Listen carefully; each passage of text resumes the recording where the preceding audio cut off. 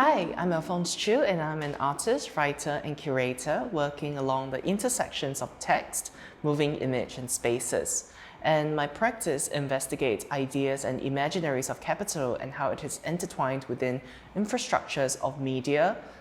production, as well as networked concepts of economies. I am currently the editor of Cindy, an independent Southeast Asian film platform, as well as the founder and director of the Center for Urban Mythologies, a research-driven platform for artistic creation surrounding ideas of Asian urbanism. I was most recently the associate curator for DEC, as well as the 2021 eFlux Journal Fellow. This is what we believe came about actually as part of my fellowship with eFlux Journal, where my research proposal was examining the idea of a visual culture for capital, that it doesn't hinge on the ideas and the images of consumption, which I think is kind of a tired cliche in this day and age, where it pertains to how capital in both material and immaterial form can be represented. So going along that particular thread of inquiry, I embarked on this long research journey to examine, of course, capital from the perspective of multiple trajectories. For example, its ontology and genesis within the concepts of political ideology, as well as, of course, in the different folklores, spiritual and belief systems, and tradition and heritages that exist around us. So it is really from this positionality that I wanted to find a way to interrogate as well as investigate the kind of integuments between how capital can be constituted and imagined in the context of visual cultures.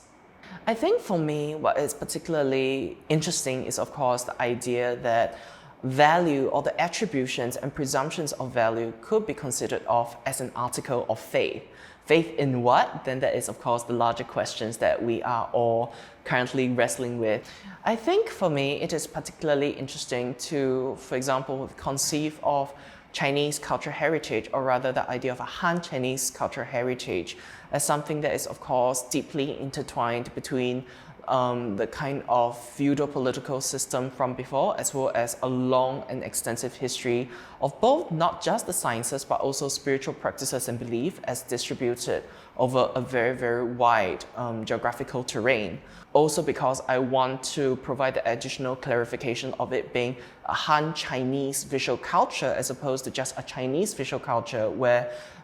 certain minority narratives, for example, from the Hui people or the Miao people, could be subsumed under a greater scheme of Chinese nationalism. Han Chinese culture as the predominant ethnic group within Chinese territory since, the long-held belief of Chinese and its 5,000-6,000 years of history of the Chinese civilization provide a very, very interesting case studies to understand, for example, how local animistic belief or vernacular folk culture could be intertwined with larger, more defined systems and of beliefs such as, of course, Taoism as well as Buddhism. And for me, the creation or the amalgamation or syncretization of all these belief systems has also, of course, behaved correspondingly with the rise of the different way of bureaucracy and political administration throughout the Chinese civilization. So then it is interesting to note that the idea of a bureaucracy is also very much present in the non-human realms of the Han Chinese cosmology. And I think for me, this is a very clear example of examining how then these differing notions of capital and organizational behavior could be, in the sense, very, very fundamental to an understanding of human existence, because they have been around us all this while. But it's only up until now when we have specific ways of visualizing bureaucraticness. And it is within this interstitial layer that I want to maybe pick apart a little. I think for me, it is important to go down to the fundamental mechanics. I think of, for example, political philosophies as well as, ideological transmissions, and of course how they dovetail with the ongoing continuation of, let's say, different spiritual belief and folk traditions, because they are all contingent on a very specific perception of sociality and governance and self-organization. And for me, it is not one single theory that runs through it as much as it is an observation on a certain kind of power relation or dynamics that then determines how all these different factors could ultimately amount to a cohesive system of belief. So when you mention an economic theology, for example, it is a fairly emergent field of studies even now, where there's, of course, two very different schools, particularly within the context of the Western episteme, that is thinking of that, say, the economy as a direct extension of a kind of theological lineage and administration, particularly of Christianity over this half of the millennium. While there's also, of course, another school of thought that thinks of an economic theology as how economic thinking has adopted the cadences, rhetorics, and tenors of how theological transmission have occurred throughout the period of industrialization to now to the post-industrial neoliberalized financializational epoch. So for me, even just these two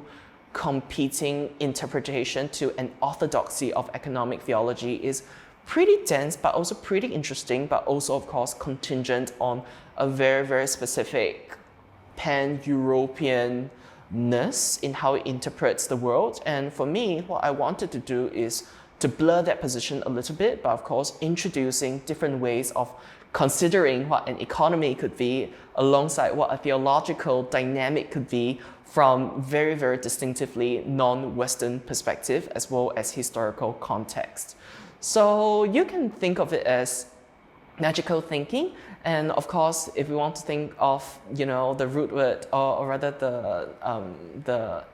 constituent of magical thinking in terms of magic, then there's of course also Michael Talsich's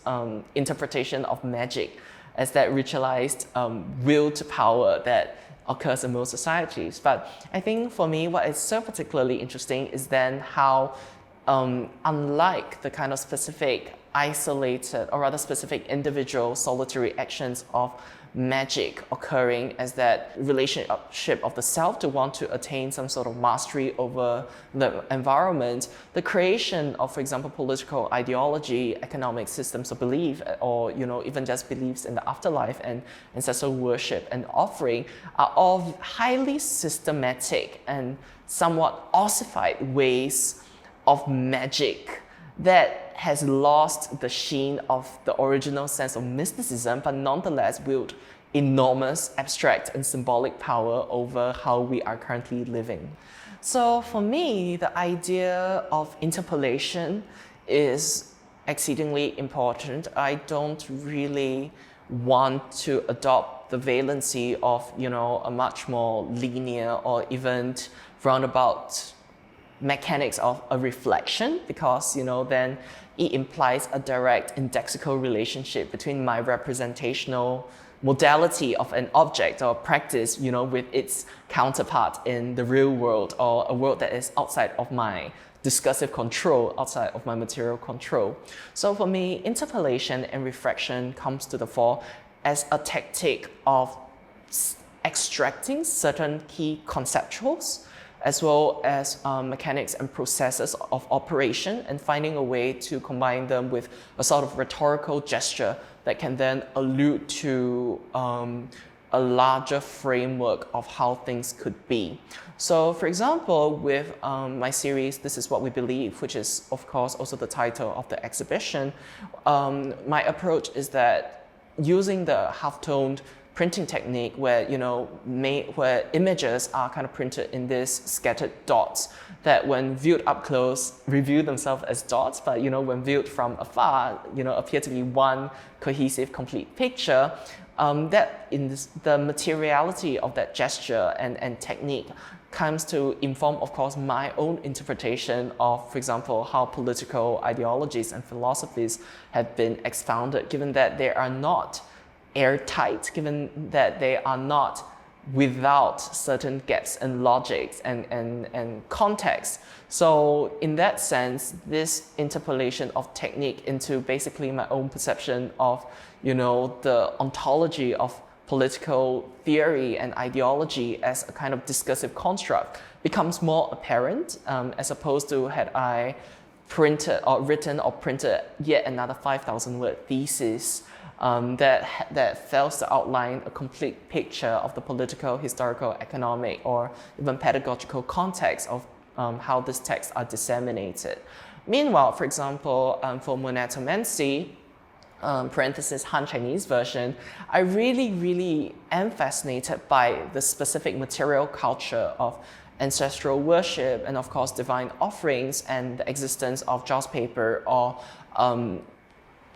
offering money to the heavens, to gods. And so for me, the materiality and, for example, the design, the visuality of this particular materials becomes very important for me to conduct a series of studies to see how they could be further interpolated. So for example, for the work, I have basically created a divine immigration counter for those who seek to apply for a visa to enter Han Chinese heaven. Because in most forms of Han Chinese cosmology, the heavens is limited to, of course, deities and entities of the divine nature. And it is also particularly fascinating, for example, to consider the fact that in the Chinese non-human worlds, we have such a sophisticated bureaucratic system in place. I think for me, text is a very fundamental medium to my own practice as well. But I think what I'm really interested in exploring are, of course, different valencies, vernaculars, and formats of what text can be. As you quite rightfully pointed out, I work across, for example, the creation of slogans, of excised paragraph from key and seminal political texts, to posing a series of questions to try to understand why is the divine economy that way in Han Chinese heavens. Text for me becomes, of course, a fundamental tool of analysis, but also in how my own thoughts could be propagated and transmitted in a way that has simultaneously zero ambiguity, but also 100% ambiguity. And this is, for example, evident in even the title of the series and the exhibition, This Is What We Believe, because depending on your intonation, there are actually a couple different implications to what the titles even mean. It could be, this is what we believe. It could be, this is what we believe, or this is what we believe, or this is what we believe, or even this is what we believe. So, the idea of these different stresses, which cannot be captured until they are articulated, also, of course, hints at the different ways in which text could be interpreted and thus interpolated and thus digested and, constitute some sort of little remnant in everyone's consciousness, should they go through the show and find it interesting. So for me, text becomes this foundational analytical tool to both propagate but also to castigate. And thus, I wanted to really push this particular format in its different manifestations into different directions, just also so that people who interface with my work could see the different textures and possibilities in just what words can do. Yes. So apart from the works that I am presenting here that's currently available for acquisition, as well as visiting and just sightseeing and all, and This Is What We Believe, I'm actually also I've also devised a performance that will be happening on the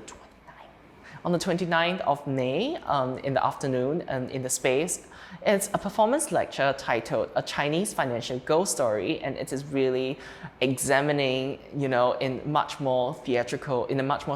mode, the different kind of imaginary and cosmologies where it pertains to the Han Chinese afterlife and entire system of value that we have created over our effigies, offerings, and even divine and infernal currencies, which of course, apocryphally is also present as an aspect of our material culture, because the original inventor of paper in ancient China really needed to sell paper, and thus he may have invented an entire mythology to justify him selling more paper to people who didn't really see a need